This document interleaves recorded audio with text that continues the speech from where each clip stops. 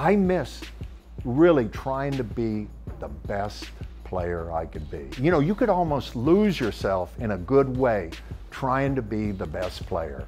I felt faster than I normally did. I think it was absolute fear of giving up the winning score. And he throws the ball and I caught it and started to run, and then I go, what am I doing? The phone rings, you know, and you pick it up and hello, this is such and such with the Cleveland Browns.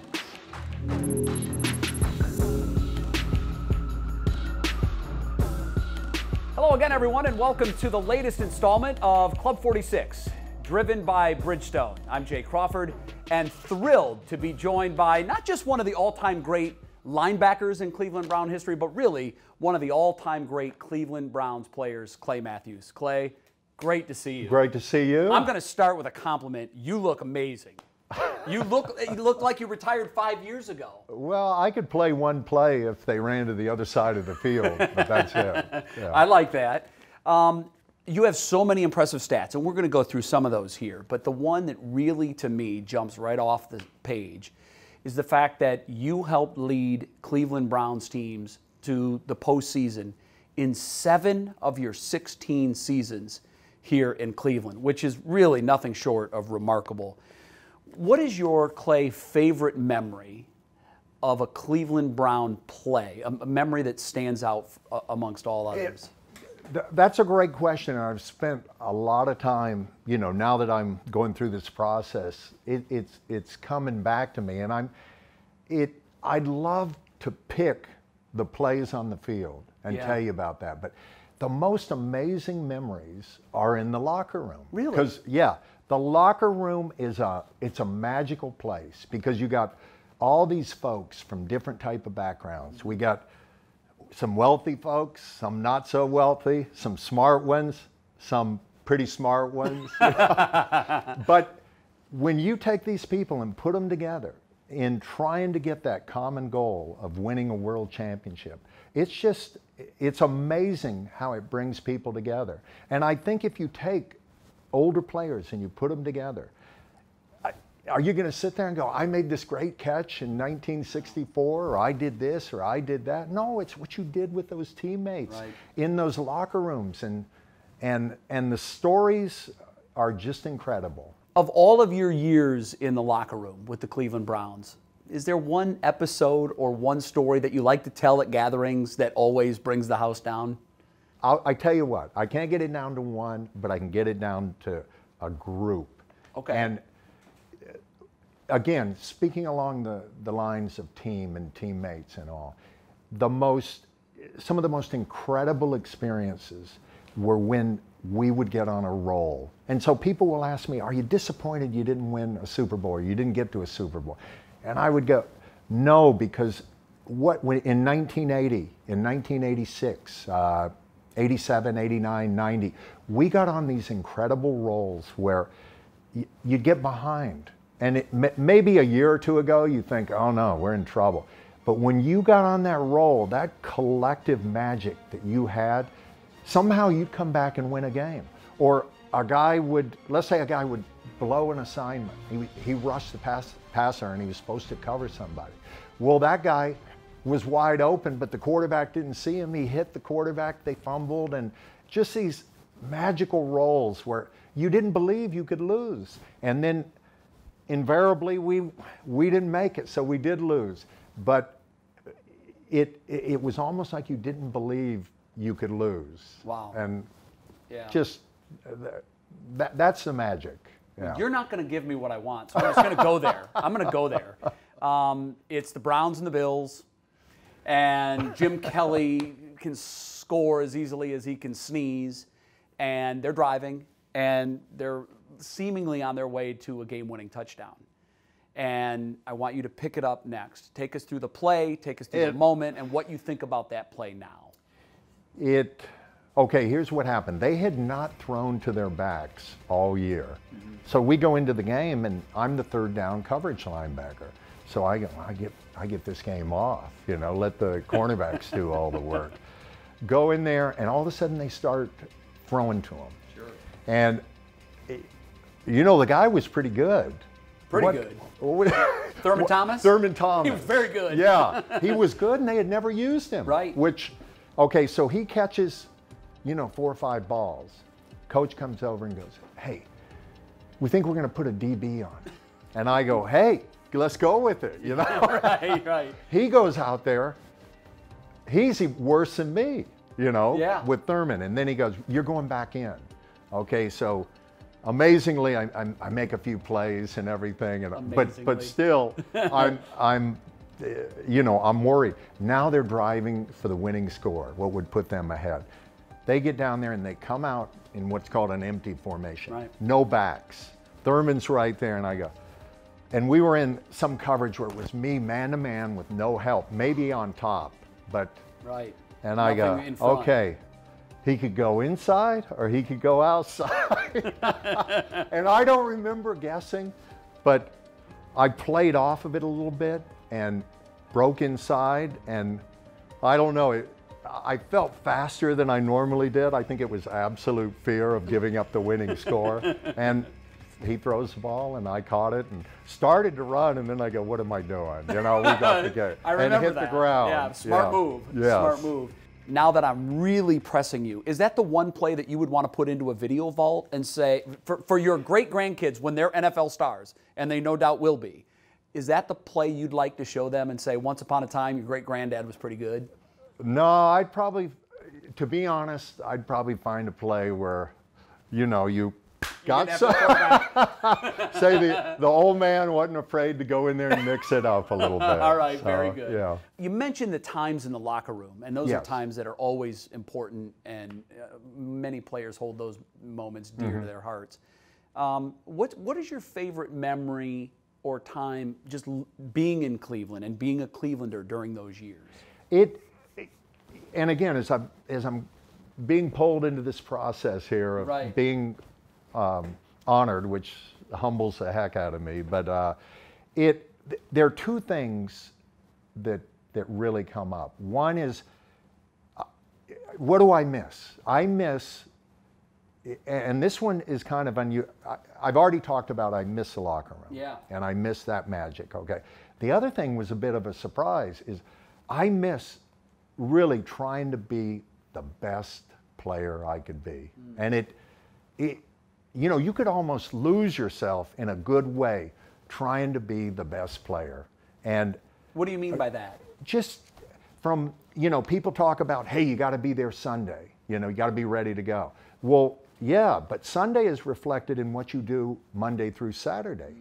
And to a degree, this probably isn't the right word, using the word addiction, but I had an addiction to trying to be the best player I could be. In fact, at times, I wanted to be the best linebacker in the world, and then all of a sudden, you're no longer playing football. You miss that, that clarity, and really the intensity of Monday through Saturday, maybe more mental intensity than physical intensity, has to match that physical intensity and mental intensity that you bring Sunday.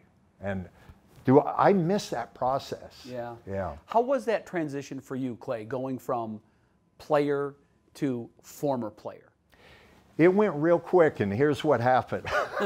So my oldest son is a freshman in high school, and he's starting to play football.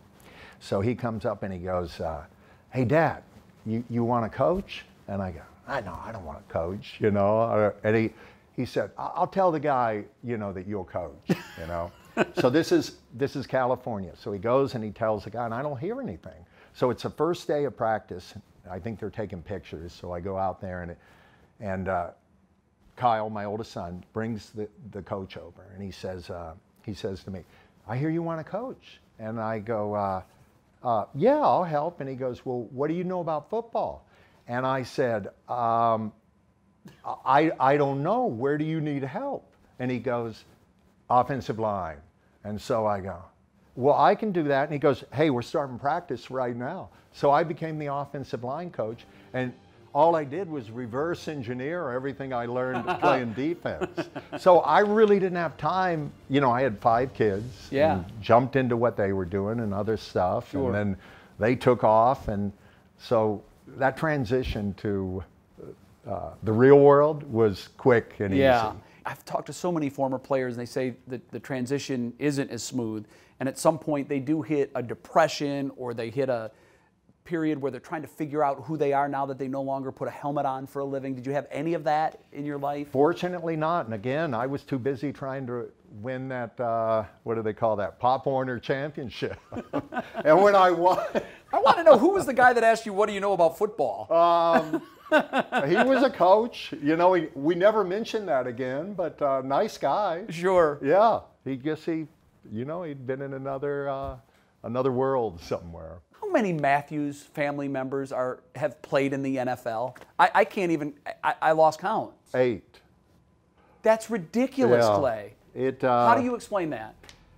I really think we love the game. Football is fun and it has bright, shiny moments, but it's a lot of work and it's a lot of pain. And you really gotta love it. You really gotta like it. You really gotta want to be good at it. A lot of people love it. A lot of people love it. They love watching it. They love that first year when they come in and it's all good and everything, and then all of a sudden you're in your second year and it's Wednesday and you got practice and you can barely get out of bed. Yeah. There's gotta be some kind of internal something that's wrong with you to get you up. Hey, I want to do it again. Everybody loves game day. But again, what makes game day? Monday through Saturday. Sunday's the fun part. Yeah. If you had to pick one family characteristic that you think is running through all of these veins of these Matthews players, what is it? I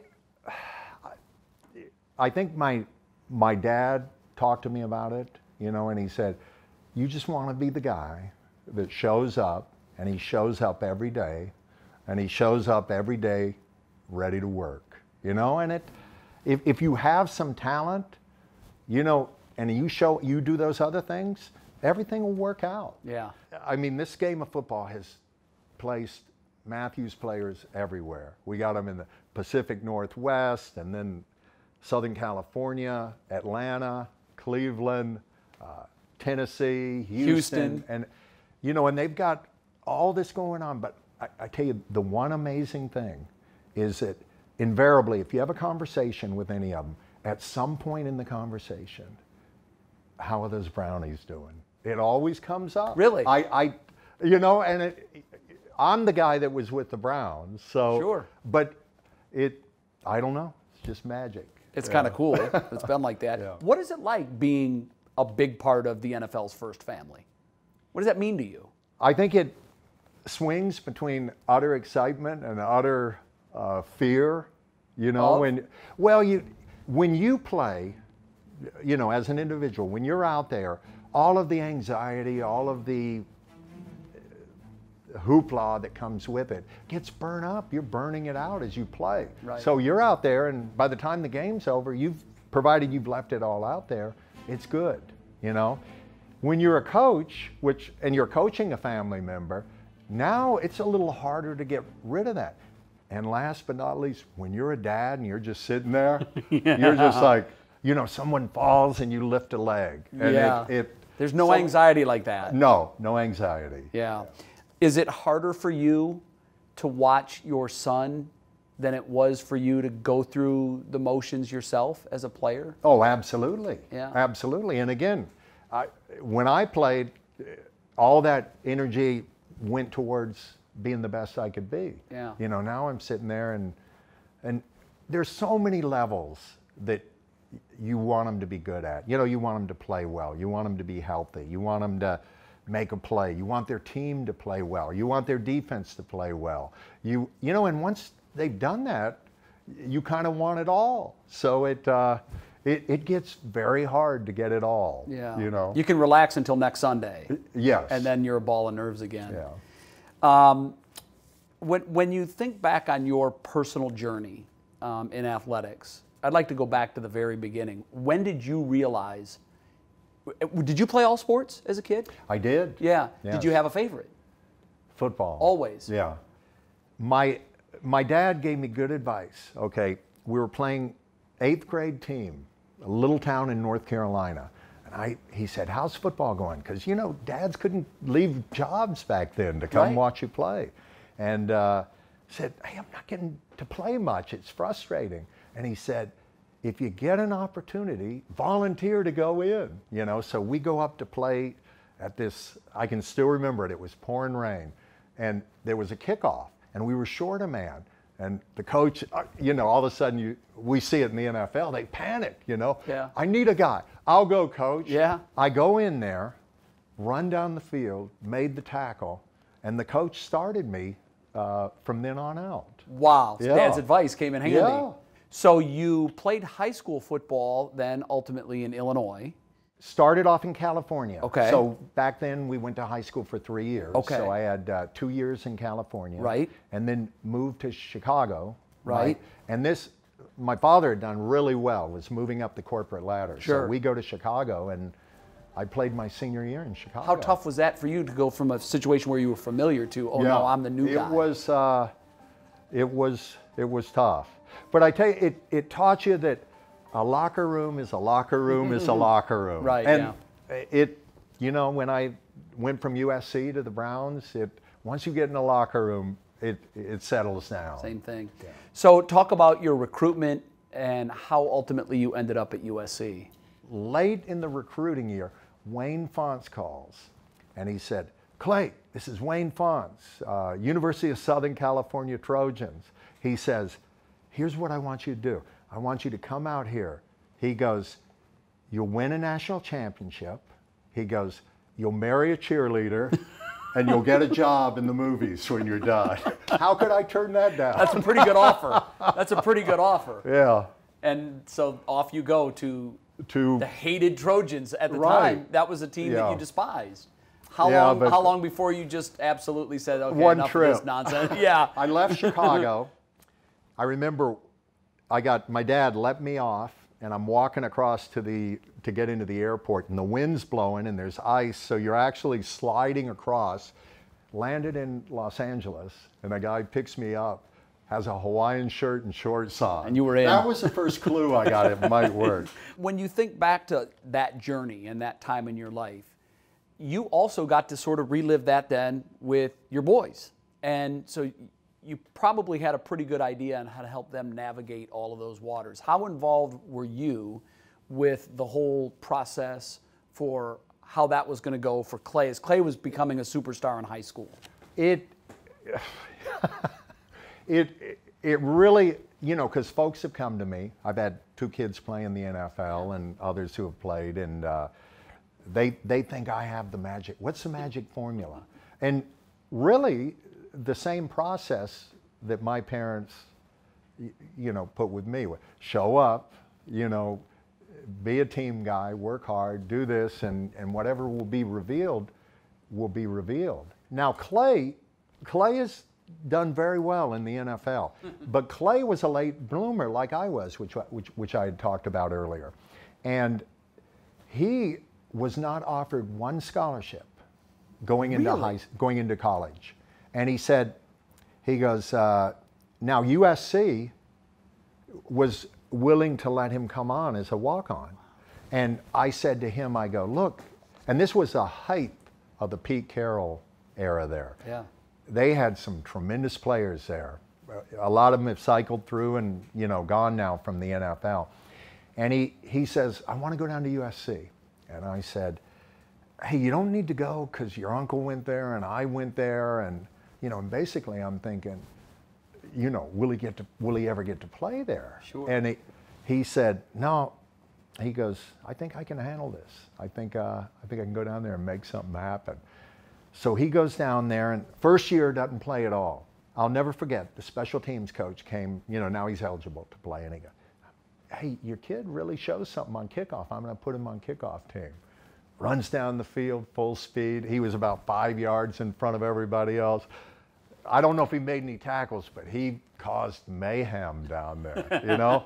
And then by the end of the year, he was on every special team. Then the next year, they started putting him in, and whenever they put him in, he made plays, okay? Then the next year, the same thing. Now, it took him to the 5th game of his 5th year before they finally started him. Really? Yeah. And he went from, hey, you know, because he was starting to show a little bit, and we're thinking, hey, maybe he'll get drafted, you know? And then by the end of the year, he was a first-round pick. So wow. That's not an easy story, you know? And I'm sure there were times where even if he wasn't questioning his decision, as a father, you had to be wondering, was this the best path for him? And, you know, at the end of the day, if he's down there doing the things, doing them right, you know, whatever his life's work ends up being, I think he would have done well. Sure. Yeah. Yeah, that also runs in the family. Mm-hmm. So I want you to compare your draft day experience. First, talk about your draft day experience, because that was such a different time. The NFL draft was a completely different beast. It wasn't the monster that it is now. So talk us through your NFL draft experience. 41 years ago, May 2nd, okay, the draft is coming up. And it was a different world then. The draft was held at 8 o'clock Eastern Standard Time in New York. And, you know, there was no place you went. So I had... It wasn't televised even, no, was it wasn't even televised. I had my $95 apartment down at USC. My wife drove down that morning to get down there at about 6:30. Girlfriend, fiancés, yeah, they didn't sleep over then. We would have been tarred and feathered. Different time. Different time. So she comes down, we're there, we're sitting around, and they go, well, expect a call. So the draft technically is starting at 5 in the morning, LA time. Mm-hmm. It's just me and her sitting in this apartment. And I don't know the time exactly, but the phone rings, you know, and you pick it up, and it, hello, this is such and such with the Cleveland Browns. You know, wow. That's when I knew. And so, Cleveland Browns, you know. And then Art Modell came on and thanked me, and then Sam came on, and we're ready to go. And then, you know, we had a little press conference, and then, okay, thank you, you know, and that was it. I did not talk to my dad till noon because he was at work. And finally we got together, and wow. he said, hey, I hear you're going to the Giants. And I go, no, Dad, Cleveland Browns. He goes, okay. What a different time, Clay.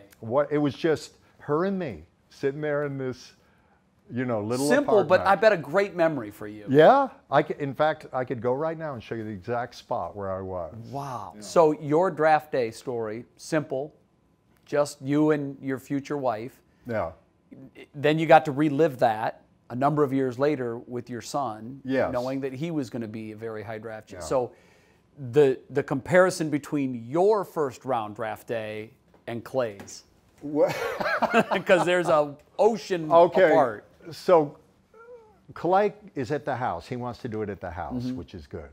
Okay, he's got his agent. He's got his assistant agent. And then they got the two interns there. And then all the folks come over and everything. So it was completely different. And then I'm sure there were TV crews. Yeah, there was a TV crew there. And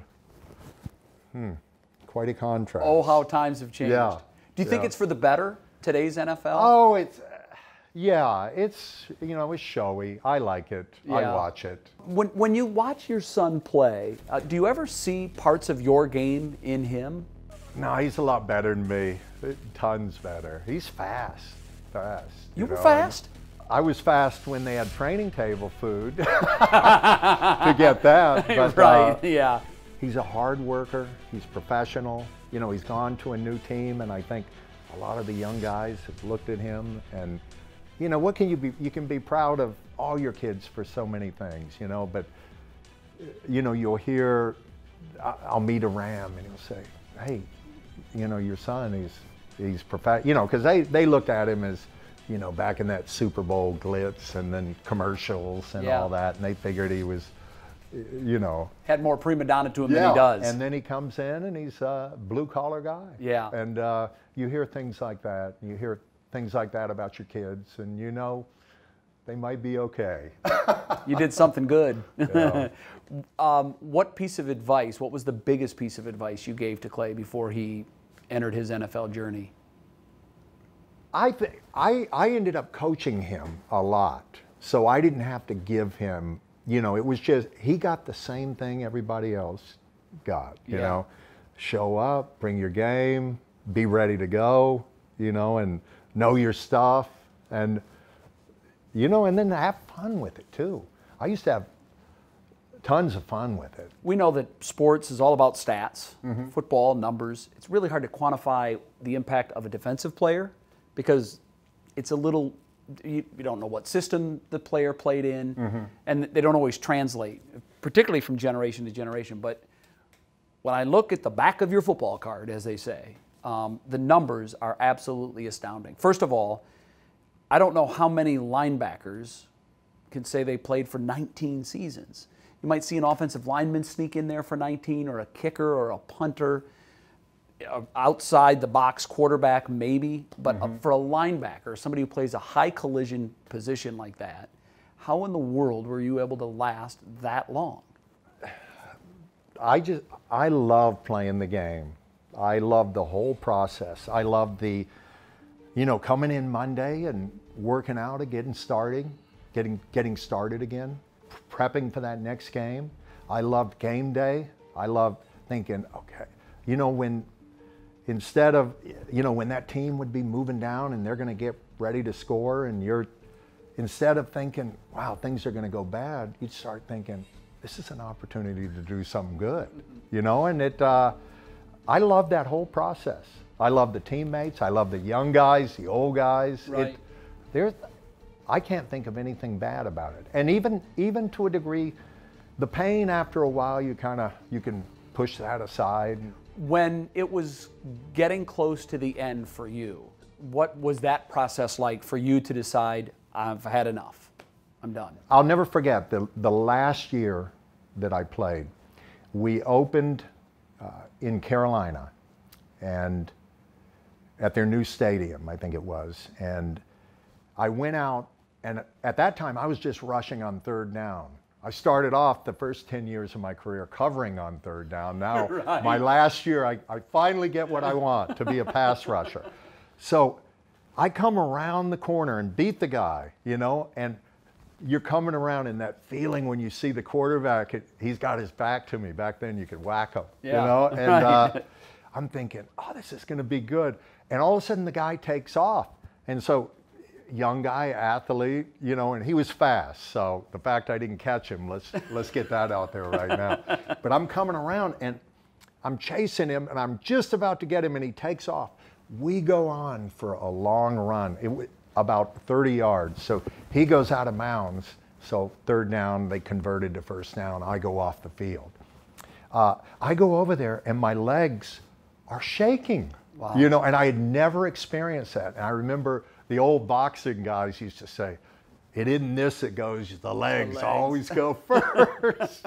I have to ask you about the three probably most infamous plays in Cleveland Browns history.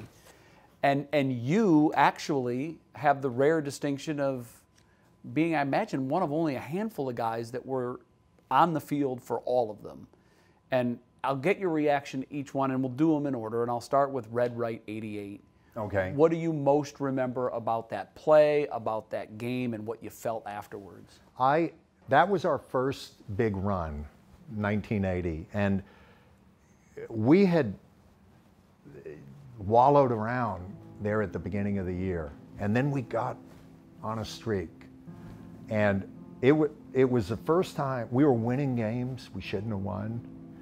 We were making plays we shouldn't have made, and it really, I was like a fan on that one, and I go, we can't be beat, you know, we just cannot lose, and we're going into that game, and yeah, we're behind, and Brian and everybody is driving down towards the open end, and it's just a matter of time. It's going to happen. And then, you know, the Red Right 88, that occurred, and I remember just thinking, you know, because when something bad happens, you analyze what went wrong. Okay, so we can fix it. We need to fix it now. And you realize we can't fix this. It's over. It's over.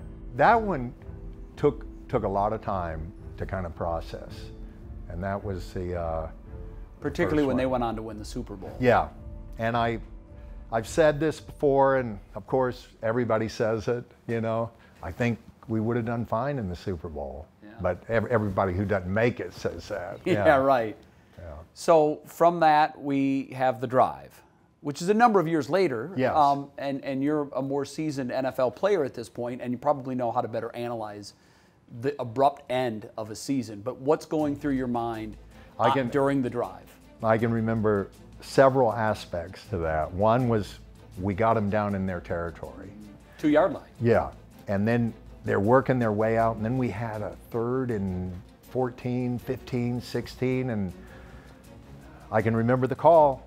I mean, I don't remember exactly what the name was, but it covered 2-man, man-to-man underneath, and then 2 free safeties. And they catch that one, and then now you're thinking, they're getting a little momentum. Then they got down on our goal line, and you know what you do when you get into those high pressure situations. You go, okay, what can I do? You know, what can I do to do this? And I had the back to the flat, and they were actually running that guy in, figuring, well, maybe they can pick me if he can't get open. Right. And I wasn't going to be picked.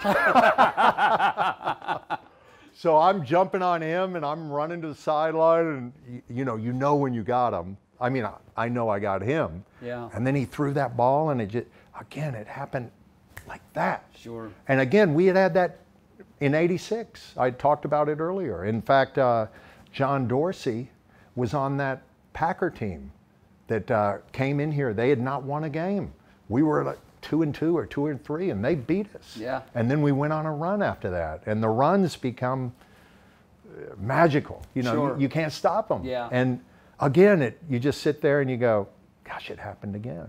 And it wasn't over, because the very next year, you're in the same situation, AFC Championship Game. Yes. And the fumble. Right. What do you remember about that? I remember he cut, and you could see it opening up, you know, because the DB who came in from the left there from the bench, and I go, he's going in to score, you know, and that had been a disaster the first half. They came out, and they were playing at 90, and we were playing at 45. But then in the second half, we speeded up, and they slowed down, and again, you felt that magic, but you didn't want to believe it. But then I saw him going, and it's going to happen. And then all of a sudden the ball's on the ground, and you go out there, and again, you go through that same process. How can we fix this? You know, usually, okay, we got 45 seconds, we can do it. And then you go out there and you do the math, you do the thinking, and you go, it doesn't work, it's over. Yeah. Well, obviously, you're in Cleveland for a very big honor. You are going to be inducted into Cleveland's Ring of Honor, which is the highest honor an individual player can have bestowed on them by a team. Right now, we'd like to take you into that moment, what it was like inside the stadium when Clay Matthews went into the Ring of Honor for the Cleveland Browns. Hello? Hey, Clay. Yes. This is John Dorsey, General Manager of the Cleveland Browns. How you doing? I'm doing great. How's you? Well, it's for me, it's an honor to talk to you, because you and I have really never met, but we got a lot in common. I know that. We wanted to celebrate your career this season, and by placing you in the Cleveland Browns Ring of Honor, and Wow. and we would be so proud for you to say yes. And you know what? Being a former player myself, all I can say is you deserve it, because you were damn good. Well, thank you. I'm honored you'd even ask. In recognition, Matthews takes his rightful place among 16 other Cleveland Browns legends in the team's Ring of Honor, an accomplishment that should leave no doubt he's also deserving of enshrinement alongside football's all-time greats in Canton. Please welcome, from the home team tunnel, your newest Cleveland Browns Ring of Honor inductee, Clay Matthews. Welcome to our Ring of Honor induction ceremony. It's just amazing. Not only him, but the folks here. I'm overwhelmed. It's just great. I can tell you're extremely uncomfortable with any individual attention. but this is going to bring a lot of attention to you. What was your reaction when you found out that the Cleveland Browns were going to honor you really in the highest possible way that a team can honor a player? You know, I grew up here. I came here as a 21-year-old kid and left, you know, well into my 30s. And what did I grow up in the shadow of? You know, Jim Brown. Yeah. Paul Brown. Paul Brown, all of them. Yeah. You know, and when they called and said, hey, we're putting you with these guys, I was, hey, you got the right guy. and then, okay, that's strike one. These guys are, you know, they're up here. And strike two is, I got to bring my teammates with me, you know? So I'm just so humbled. Yeah. To be honored in this way. The numbers are astounding, and I know these will embarrass you, but you had over 1,500 tackles. Over 1,500 tackles. You almost averaged 100 tackles a season for an incredible length of time. 16 interceptions. You had 69.5 sacks, and the first 4 years of your career, they didn't count sacks as a statistic. True. Yeah. This is an unbelievable body of work that belongs in the Pro Football Hall of Fame. What's your thoughts on that and what it would feel like to actually be inducted into Canton? I can only imagine it would be to be elevated with these Browns greats, to be elevated and put with NFL greats like that. It'd just be amazing. But I gotta brother. But I joined my brother, but I got to bring my teammates with me. That's very fair and fitting, I'm yes. sure. And I'm sure many of them would be along for the ride. That process, as you know, has become incredibly political. It really has become almost about campaigns. Mm-hmm. And you're not that kind of a guy. You're just not. So do you think at times that you need to become that guy to get that ultimate honor, or would you rather not get in and having not politic to get in? I tell you what, the one responsible, you know, who's pushing me is my daughter. Yeah. So my daughter comes out of nowhere and says, Dad, I think you should be in the NFL Hall of Fame. That's not out of nowhere, by the way. There are a lot of people that believe that. And she says, so I'm going to see what I can do. And I said, you know, I'm uncomfortable with it. Anything I did was built, you know, with my teammates. And so I said, I'm going to tell you, I don't really want you to do it. Yeah, you know? right. She says, okay. Next day she comes back and she goes, Dad, I'm going to willingly disobey you. And she's your daughter. So yeah. There's nothing you can say. And she's a pit bull. She's a lovely pit bull. Yes. And I have to say, because I have read these tweets that she's put out, and I've always believed that you belong in the Hall of Fame. But with each tweet that she sends, it just reaffirms my own belief. But also, I see a groundswell of support from folks that will look at your numbers and say, wow, knew he was great, knew he had a long career, had no idea. And I think, do you feel a little bit of momentum here going? Because I know you're going to go through that process very soon. Do you feel a change in the air? Gosh, this is so hard. I know so it is. Hard I'm to sorry. talk about yourself. Yeah. I don't know what's going to happen. You know what? I'll show up. I'll bring my A game, and we'll see what happens. Yeah. I love it. Oh. Clay, thank you so much. Thank you. I've thoroughly enjoyed it. this, and I know Browns fans everywhere have. It's a treat, and it's great to have you in Cleveland. And the roar for the introduction will be one you'll never forget. Wow. I'm sure of that. Thank you. Clay Matthews, thank you very much. Make sure you join us next week for another installment of Club 46, driven by Bridgestone. I'm Jay Crawford. Thanks for watching, and we'll see you then.